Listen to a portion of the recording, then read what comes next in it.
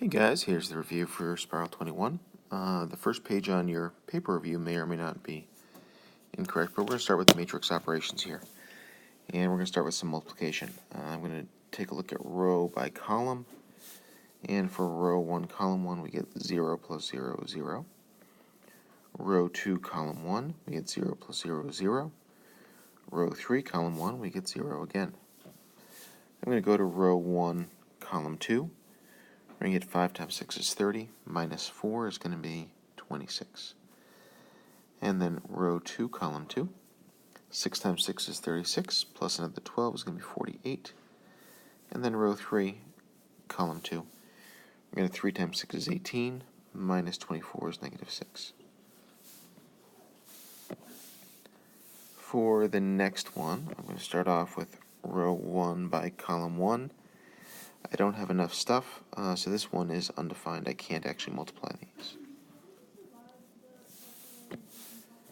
For number 7, we got row 1 times column 1.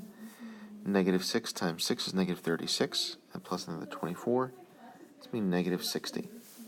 Row 2, column 1, we got negative 24 minus another 20 is negative 44. Row 3, column 1, negative 36 minus another 16 is negative 52. There's no other column, so we're done at this point. For number 8, we're going to do row 1, column 1.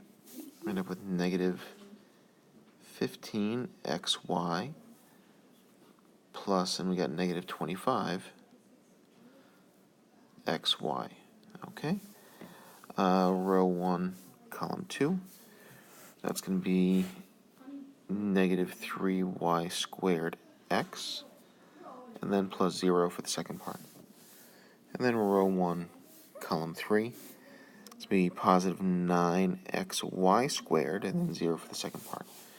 Only thing you could potentially combine is our first terms. You end up with 10xy, negative 3y squared x, and 9xy squared as your three terms. Okay, number 9. I'm going to add this matrix to both sides. Say negative 4z is equal to 15 plus 3 is 18. 15 plus negative 3 is not 18, so let's erase that. 15 plus negative 3 is going to be 12. We've got negative 30 plus 6 is negative 24, and negative 2 plus 2 would be 0. Divide the whole thing by negative 4, in other words, multiply by negative 1/4. And we get z is equal to the matrix negative 3, 6, 0. For number 10, I'm going to add this guy to the other side to get a matrix is equal to negative 3x. Negative 18 plus 6 is going to be negative 12. Negative 27 plus 0 is negative 27. 29 plus negative 8 is going to be 21. And 30 plus negative 6 is going to be 24. When I go and divide everything by negative 3, we get x is equal to the matrix 4, 9, negative 7, and negative 8.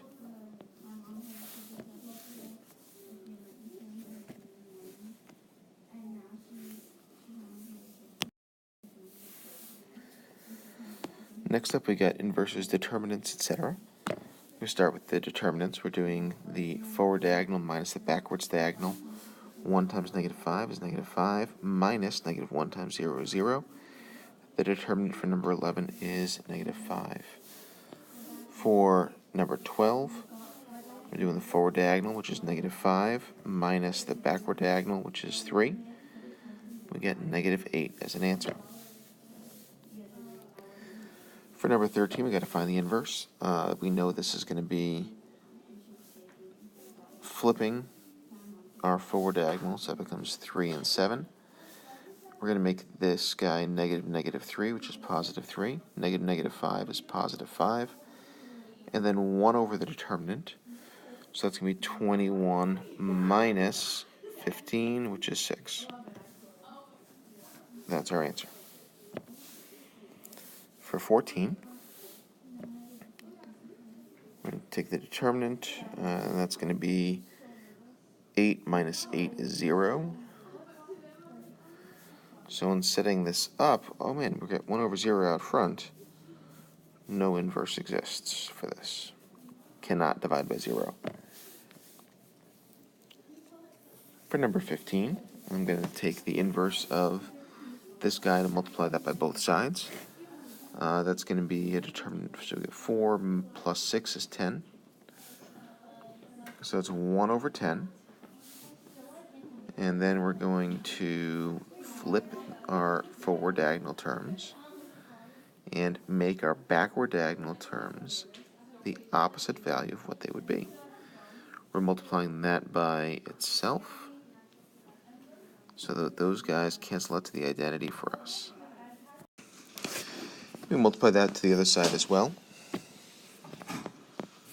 And that's going to be 1 over 10 times the matrix negative 1, 1, 6, and negative 4.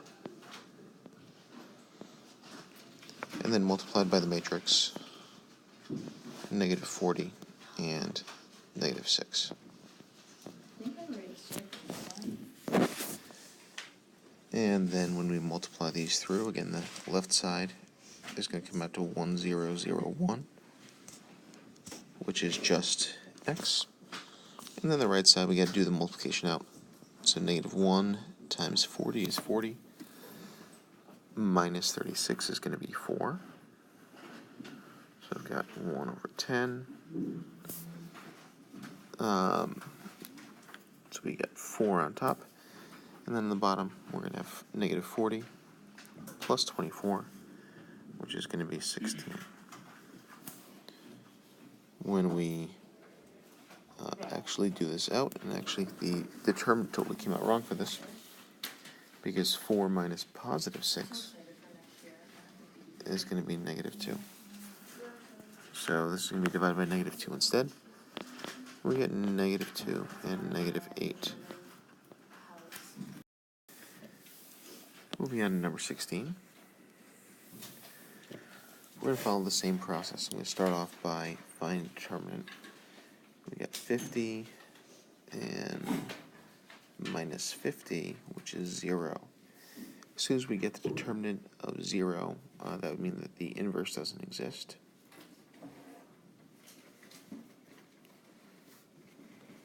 Therefore, this is no solution.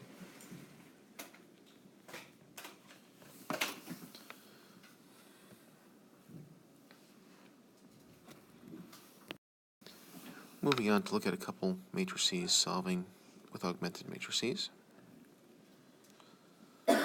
Number 17, between negative 1, 0, 2, negative 1, and negative 1, negative 3, 3, and 7, 2, 1, negative 1, and negative 4.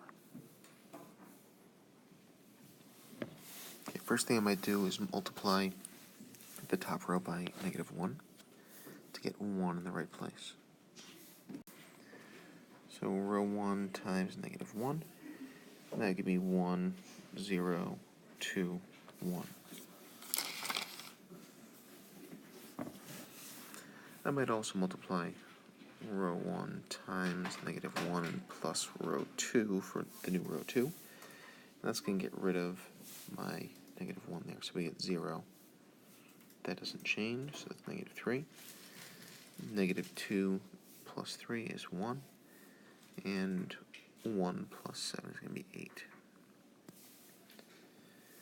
And then I might do the original row 1 times 2 plus row 3 to get a new row 3. That's going to get rid of my 2 there, so we get 0. That doesn't change. And that's going to be 4 minus 1 is 3. And then we're going to have negative 2 plus negative 4 is going to be negative 6.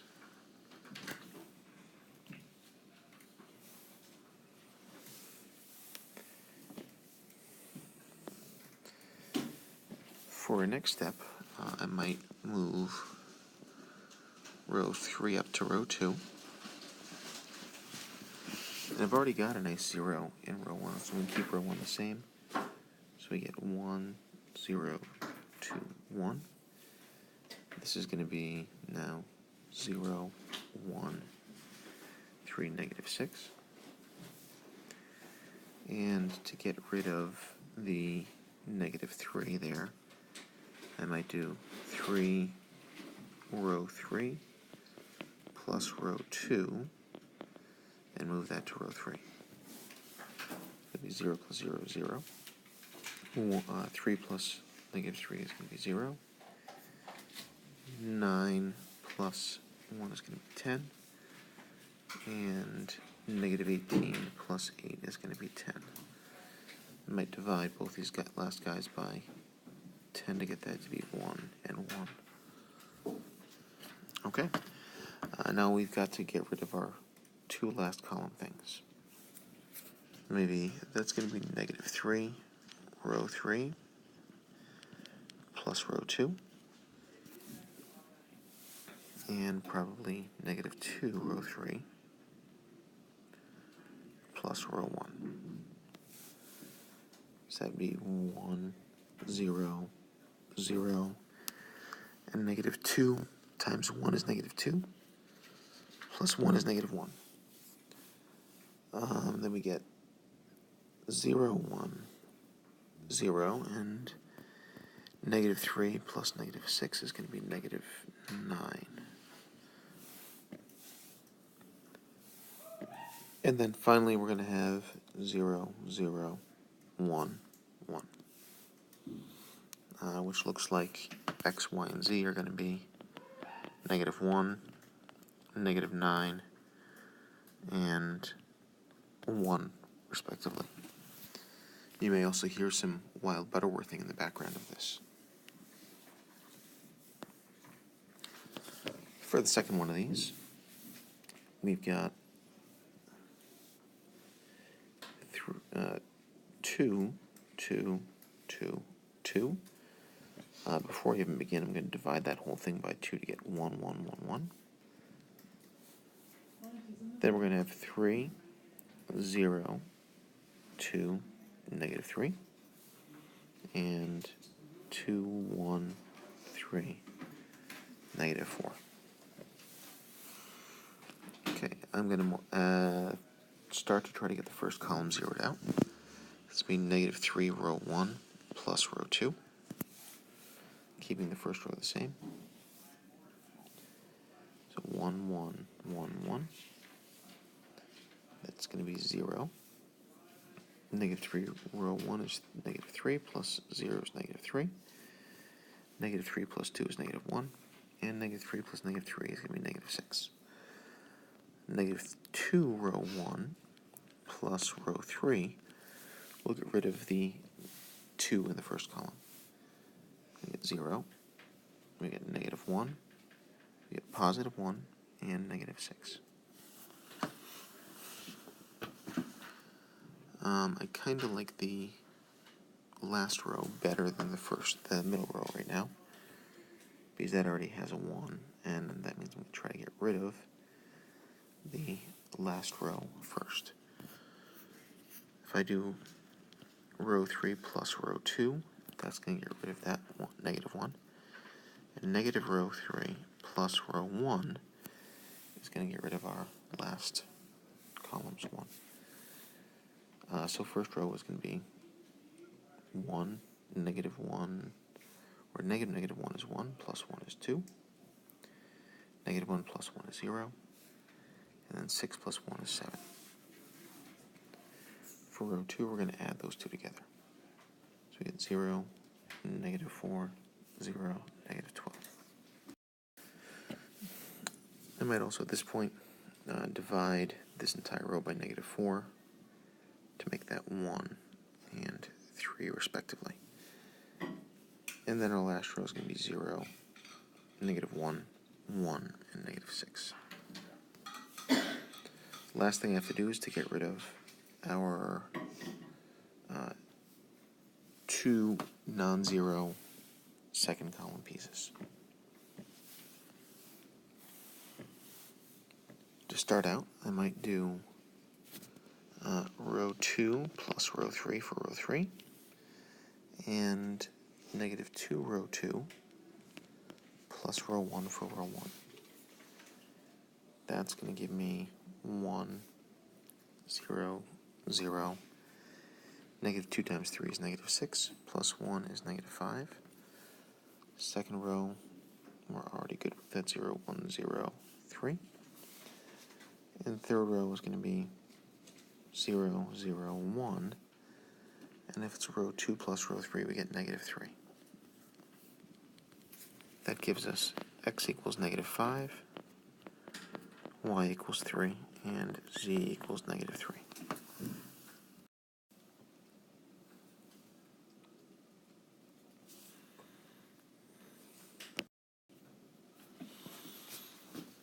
Moving on to polar stuff. First, we've got to graph the point negative 3 comma 5 pi over 4. I'm going to go over to the angle 5 pi over 4, and that's going to be somewhere along this angle. And if I'm supposed to be going this way, negative 3 means I'm going to end up at 1, 2, 3 backwards. For number 20, we get negative 4, negative 180. Negative 180 is here. It's supposed to be going this way, so I'm going to go the opposite way to get to positive 4. Okay, going from polar to rectangular. To get x comma y, we're going to do our cosine theta and our sine theta. So that's going to be 4 times cosine of negative pi over 6. And cosine of negative pi over 6 is the square root of 3 over 2. That's going to be 2 square roots of 3 for your x. Our sine theta, that's going to be 4 times negative a half. And you're going to get negative 2 as an answer for that.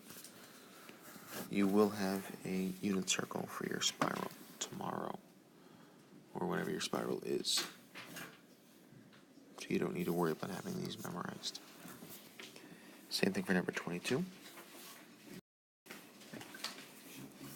Let's start off with negative 3 cosine of pi over 3, which is negative 3 over 2. And then you're going to have negative 3 sine pi over 3, which is going to be negative 3 root 3 over 2. That doesn't simplify at all. Going from rectangular to polar, we've got to do 2 pieces.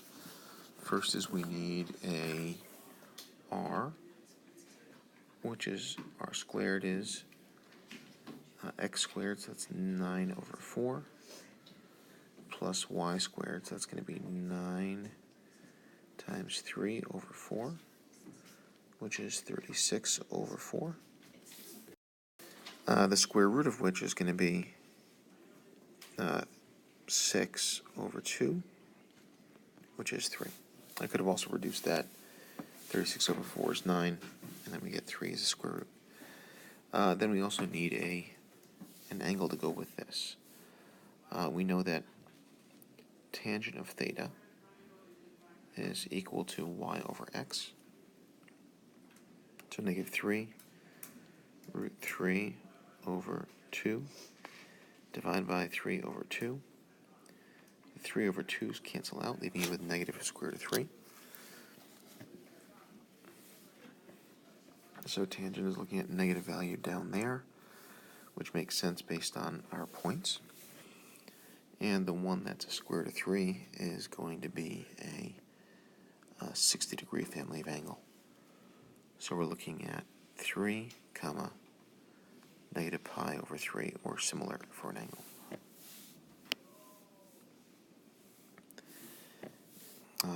I'm going to ignore the domain of theta for this one. You could have also done that as 5 pi over 3, and that would have been correct. Okay, 2 root 2 comma 2 root 2. So the first thing, again, we got to find an r. So So r squared is going to be 2 root 2 squared is 4 times 2, and then 4 times 2 again, which is 16, r equals 4. And then we get tangent of theta. When we divide this out, we get 1. Given that this is in quadrant 1, it makes sense that we're looking at pi over 4. So we're looking at 4 comma pi over 4 as our r comma theta for that. Going from rectangular to polar, the first thing I might try to do is to make one of my two things that we have. We've got y over x. That was fun. I don't know what happened there.